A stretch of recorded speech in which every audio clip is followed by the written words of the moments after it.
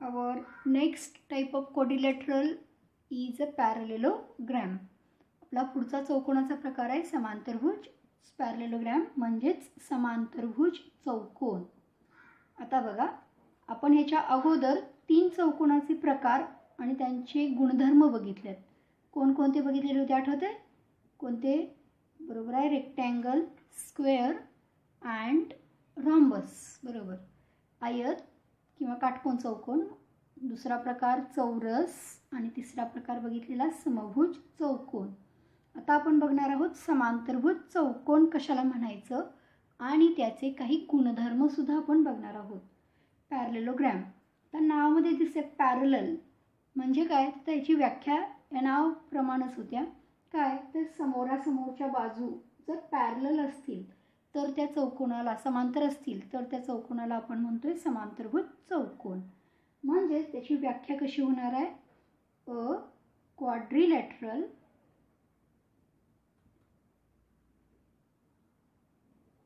having opposite sides parallel is called a parallelogram.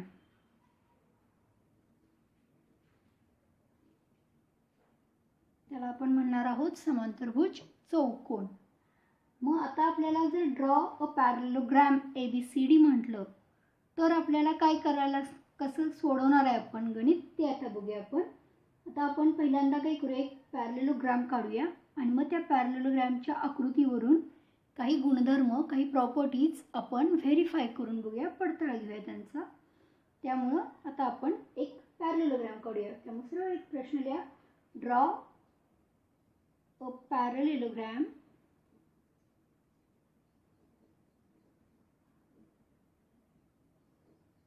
ABCD.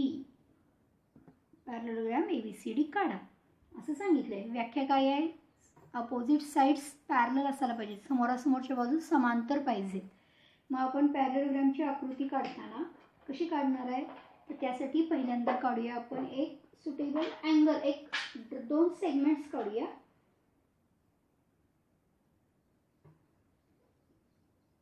किती लांबीचा काढा, आणखीन एक सेगमेंट काढूया आपण इकडं. ॲक्यूट अँगल करणारा एक सेगमेंट काढला. A B C. आता बघा, आपल्याला ह्या A बिंदूतून जाणारी BC ला पॅरलल असणारी लाईन काढायची आहे आणि C बिंदूतून AB ला पॅरलल असणारी लाईन काढायची आहे. आता पॅरलल लाईन आपण कशा काढल्यात माहितीच आहे, आपण त्याचा वापर करून काढू शकतोय. जसं आता इथं बघितलं तर इथं आपण काय करणार, आता पॅरलल काढायच्या कशा हे आपण 4थ्या प्रकरणामध्ये शिकलेलो आहोत, त्याचाच वापर इथं करा. आणि मग आपण बघा, आता आपल्याला A बिंदूतून आपण इथं काय केला, पहिल्यांदा परपेंडिक्युलर टाकला. आपल्याला C बिंदूतनं सुद्धा काय करायचं आहे, पॅरलल A मधनं जाणारी पॅरलल रेषा पाहिजे आहे. त्यामुळं आपण काय करूया, इथं आणखीन एक पॅरलल काढूया, कुठेही काढा चालते. आणखीन एक परपेंडिक्युलर लाईन काढली BC ला. हे सगळी कच्चा भाग आहे आकृतीमधला, लक्षात ठेवा. आता काय करायचं आहे, तर हे परपेंडिक्युलर डिस्टन्स जेवढं आहे BC पासून, तळाच्या बाजूपासून बघा, तळाच्या बाजूपासून A पर्यंतचं जे काही अंतर आहे, हे डिस्टन्स आहे बघा, कळतंय? हे जेवढं डिस्टन्स आहे तेवढंच डिस्टन्स इकडे घ्या आणि एक कंस करा. काय केलं कळतंय? आणि आता A बिंदू आणि तो बिंदू आपण जोडून घेऊया.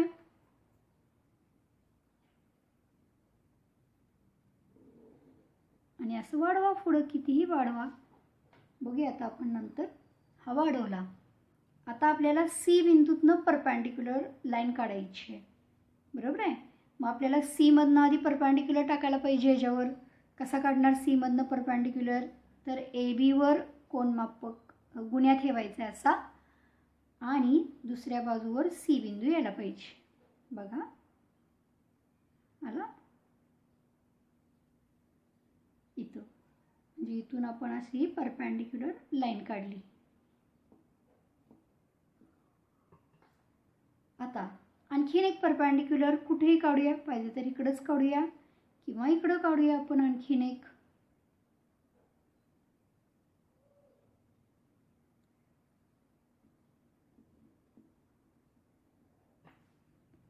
आणि आता जशी पॅरलल लाईन काढली, पर या ए बी पासून सी पर्यंतचं जेवढं अंतर आहे तेवढंच अंतर आपल्याला काय करायचं आहे, इकडं घ्यायचं आहे. आणि मग सी बिंदू आणि तो बिंदू जोडा आणि वाढवा पुढं.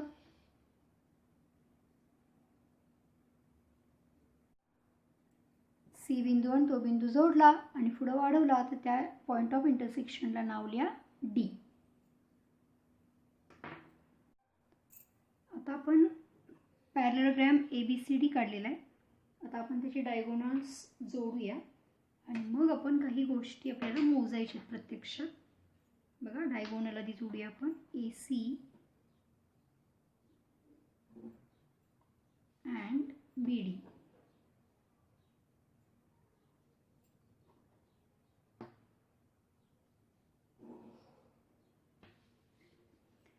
हे दोन्ही डायगोनल जिथे छेदतात त्याच्या पॉईंट ऑफ इंटरसेक्शनला नाव लिहा टी. आता आपल्याला त्याच्या प्रॉपर्टीज बघण्यासाठी काही गोष्टी मोजायच्या आहेत तुम्हाला प्रत्यक्षात. त्यामुळे properties of a parallelogram.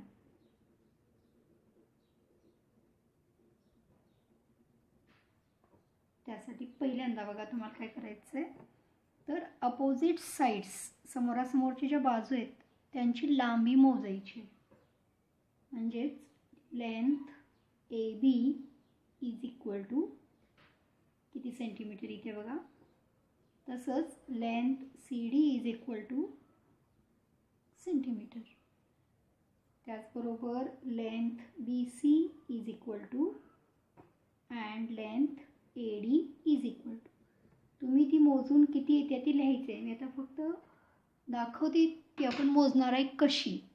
AB मोजायची आहे तर काय करायचं, एक टोक A वर ठेवायचं डिव्हायडरचं आणि एक टोक ठेवायचं B वर. एक टोक A वर एक टोक B वर ठेवायचं डिव्हायडरचं आणि मग ते पट्टीवर आपण ठेवणार आहोत. पट्टीवर ठेवायचं असं आणि मोजायचं आहे. लक्षात येतं आहे? या पद्धतीनं तुम्ही मोजू शकता. तर त्या पद्धतीनं ही सगळी लांबी मोजा. लक्षात येईल बघा तुमच्या की AB जेवढं माप आहे साधारण तेवढंच माप CDचं आहे. दिसतंय? CD जेवढं आहे तेवढंच AB किंवा AB जेवढं आहे तेवढं CD. तसंच BC आणि AD सुद्धा सेम आहे. म्हणजेच मग आपल्याला ह्याच्यावरून एक प्रॉपर्टी मिळेल. ती प्रॉपर्टी आपली काय असणार आहे की अपोजिट साइड्स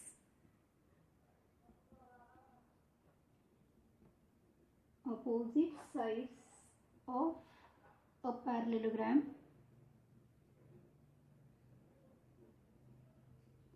आर कॉन्ग्रुएंट. एकरूप असतात. आता दुसरा गुणधर्म बघण्यासाठी तुम्ही परत आता काही माप मोजायचे आहेत. परत आता मोजायचं आहे तुम्हाला कोणाचं माप.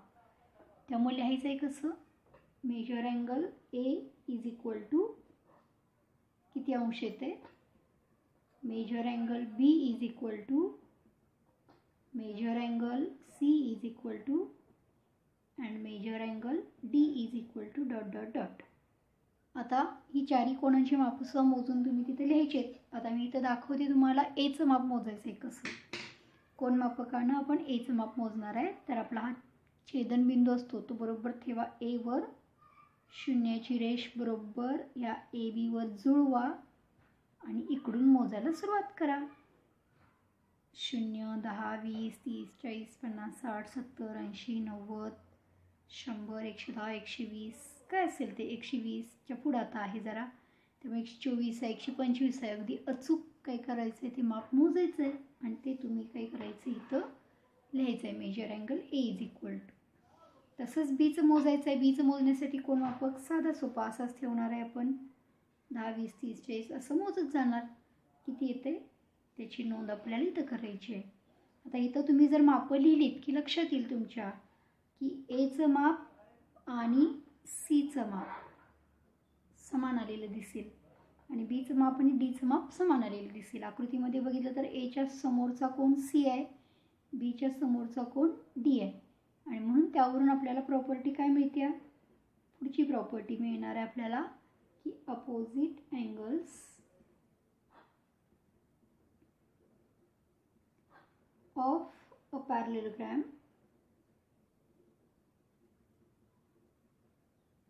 R congruent.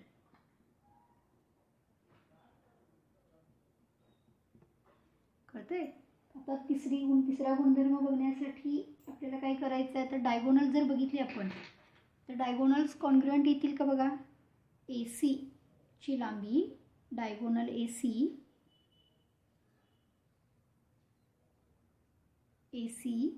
आणि डायगोनल बी डी इक्वल आहेत का? नाही आहेत, म्हणजे डायगोनल्स कॉन्ग्रुएंट असणार नाहीत.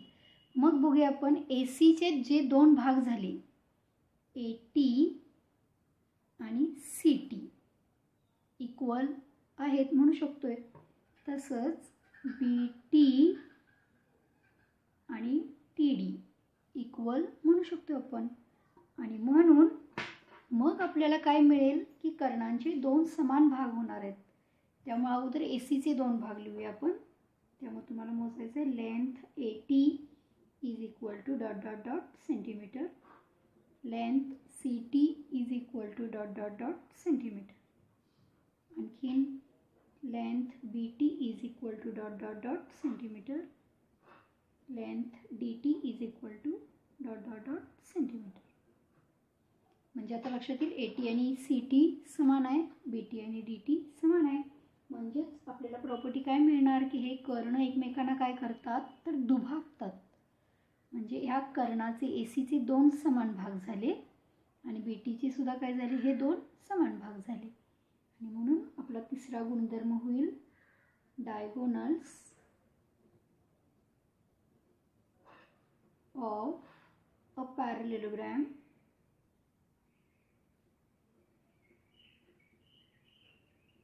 bisect each other.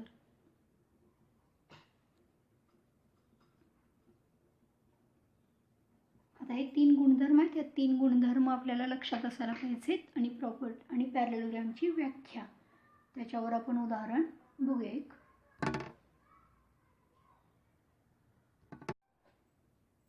Example 1. Quadrilateral PQRS is a parallelogram. T is point of intersection of diagonals. Referring the figure, write the answers of questions given below. PQRS हा parallelogram आहे. T हा दोन्ही कर्णांचा छेदनबिंदू आहे आणि आकृतीवरून आपल्याला काही 4 प्रश्न विचारल्यात. आपण क्रमानंच बघूया, प्रत्येक प्रश्नाकडे जाऊया.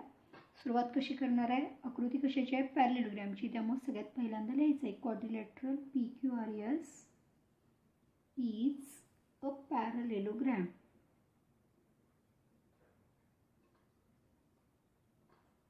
आता त्यातला आपण पहिला प्रश्न बघूया. काय आहे?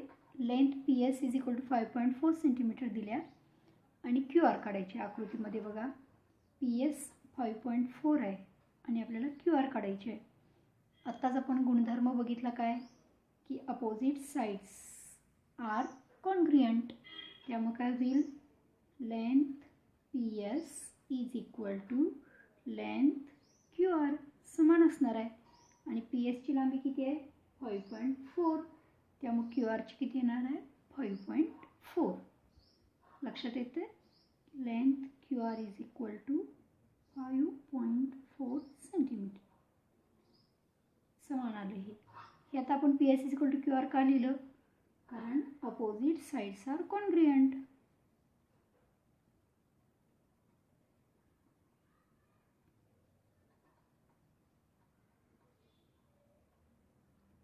आता बघा TS ची लांबी दिल्या. दुसरा प्रश्न, TS ची लांबी दिल्या 3.5 आणि QS काढायचं आहे. TS कुठं आहे? इथं आहे 3.5 आणि आपल्याला काढायची पूर्ण क्यू एसची लांबी. मग लक्षात येते आपण आणखीन एक गुणधर्म बघितला काय की diagonals of a parallelogram bisect each other, म्हणजे ह्या कर्णाचे दोन समान भाग होणार, म्हणजे हा भाग आणि हा भाग कसा असणार आहे, समान. मग जर टी एस 3.5 आहे तर क्यू टी किती होईल, 3.5, आणि म्हणून क्यू एस किती होईल मग 3.5 + 3.5 7.0, किंवा 3.5च्या डायरेक्ट दुप्पट केलं तरीसुद्धा चालते.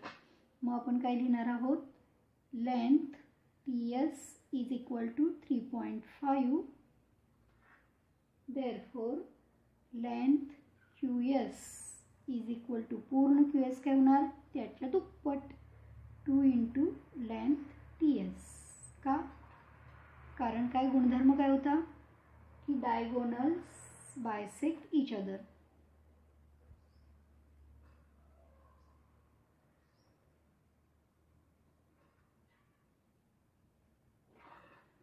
And therefore length QS is equal to 2 × 3.5 means 7.0 म्हणा, किंवा डायरेक्ट नुसतं 7 centimetre.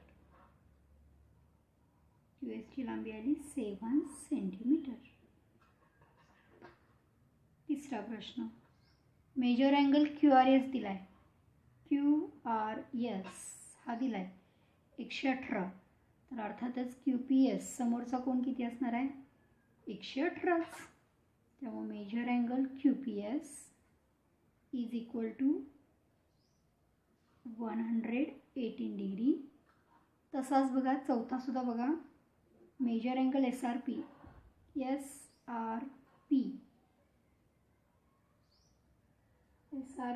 Is equal to 72 degree.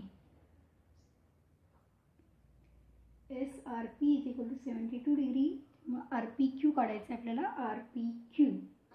आता हे दोन काय झाले बघा, हा एवढाच विचारात घ्या, हा आणि हा एकमेकांचे काय झाले, अल्टरनेट अँगल्स. आठवते का, त्यामुळं दुसऱ्या प्रकरणामध्ये आपण शिकलो अल्टरनेट अँगल्स.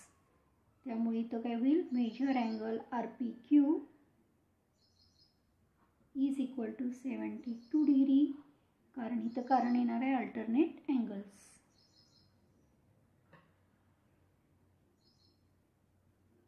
आणि इथं कारण काय येईल, अपोजिट अँगल्स.